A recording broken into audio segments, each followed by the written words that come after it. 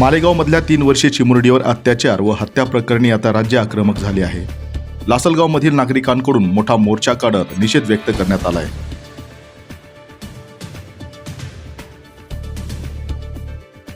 मालेगावच्या डोंगराळे गावात लहान मुलीवर लैंगिक अत्याचार करून तिची हत्या करण्यात आली होती।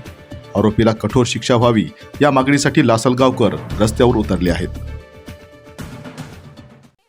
मोर्चा काढण्यात आलेला आहे आणि याचं कारण संपूर्ण महाराष्ट्रालाच माहिती आहे की डोंगराळ गावामध्ये जी घटना घडलेली आहे या घटनेमुळे संपूर्ण महाराष्ट्र सुन्न झालेला आहे। अतिशय वाईट प्रकारची घटना ही घडलेली आहे आणि अशी घटना परत होऊ नये या नराधमाला फाशी झालीच पाहिजे। त्यामुळे यज्ञाला न्याय हा मिळालाच पाहिजे। धन्यवाद।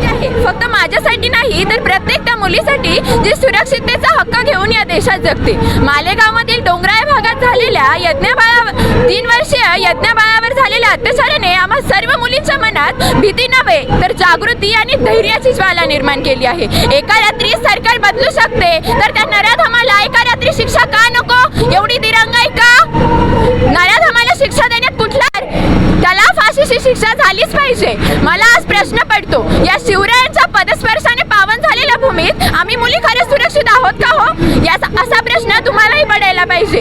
आज आम्ही मुली सर्वत्र प्रगती करत आहोत, पण प्रगतीबरोबरच सुरक्षिततेची भावना देखील आम्हाला महत्त्वाची आहे। म्हणूनच मी सर्व पोलीस बांधवांना विनंती करते की त्या यज्ञाबाळाला आणि आम्हा सर्व मुलींना न्याय मिळालाच पाहिजे। Cameraman Swapnil sir, Ravindra Jadhav, 24/7 news, Nashik.